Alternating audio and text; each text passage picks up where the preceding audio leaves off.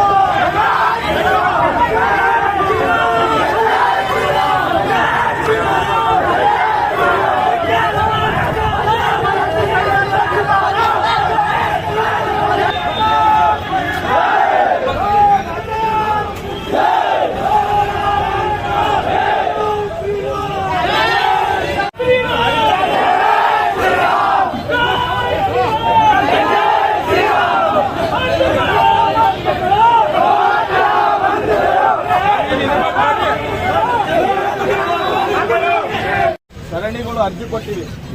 ಜಿಲ್ಲಾಧಿಕಾರಿ ಆಗಿರ್ಬೋದು, ಪೊಲೀಸ್ ಇಲಾಖೆ ಆಗಿರ್ಬೋದು ಮತ್ತು ಮಹಾನಗರ ಪಾಲಿಕೆ ಕಮಿಷನರ್ ಆಗಿರ್ಬೋದು. ಇನ್ನು ಯಾವುದೇ ರೀತಿಯ ಗೋ ರಕ್ಷಣೆಯನ್ನು ಕಾಣ್ತಾ ಇಲ್ಲ. ಕಾನೂನಿನ ಮೀರಿ ಗೋ ಹತ್ಯೆಯನ್ನು ನಡೀತಾ ಇದೆ.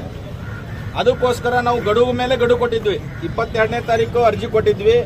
ಕಾರ್ಪೊರೇಷನ್ ಅವರಿಗೆ ಕೊಟ್ಟಿದ್ವಿ, ಜಿಲ್ಲಾಧಿಕಾರಿಗಳು ಕೊಟ್ಟಿದ್ವಿ, ಪೊಲೀಸ್ ಇಲಾಖೆಯವರಿಗೂ ಕೊಟ್ಟಿದ್ವಿ. ಅದಾದ ನಂತರ 25ನೇ ತಾರೀಕು ನಾವು ಗಡುವು ಕೊಟ್ಟಿದ್ವಿ. ಈ ವಿಷಯ ನಿಮಿತ್ತನೇ ಓಂ ನಗರದಲ್ಲಿ ನಮ್ಮ ಕಾರ್ಯಕರ್ತರನ್ನ ಹಿಡಿದಾಗ, ಗೋವಿನ ರಕ್ಷಣೆ ಮಾಡುವಾಗ ನಮ್ಮ ಕಾರ್ಯಕರ್ತರು ವ್ಯಾನ್ ಅನ್ನು ಹಿಡಿದ್ರು. ಈಚರ್ ಗಾಡಿಯಲ್ಲಿ ಬರುವಂತ ವ್ಯಾನ್ ನಲ್ಲಿ ಸುಮಾರು ಒಂದು 20ಕ್ಕೂ ಹೆಚ್ಚು ಗೋಗಳಿದ್ದು. ಆ ರಕ್ಷಣೆ ಮಾಡಕ್ ಹೋದಾಗೂ ಕೂಡ ಪೊಲೀಸ್ ಇಲಾಖೆಯವರ ಮೇಲೂ ಕೂಡ ಹಲ್ಲೆ ಮಾಡಿದ್ರು.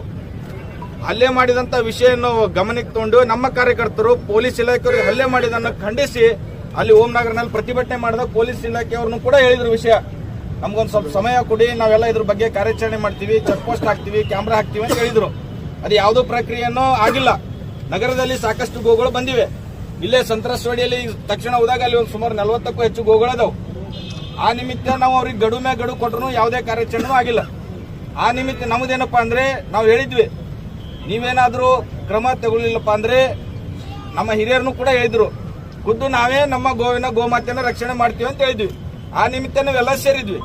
ಮುಂದಿನ ವಿಷಯನ ಒಂದು 2 ನಿಮಿಷ ಚರ್ಚೆ ಮಾಡಿ ನಮ್ಮ ಗೋವಿನ ರಕ್ಷಣೆ ಮಾಡಕ್ ನಾವೆಲ್ಲರೂ ಹೋಗೋಣ.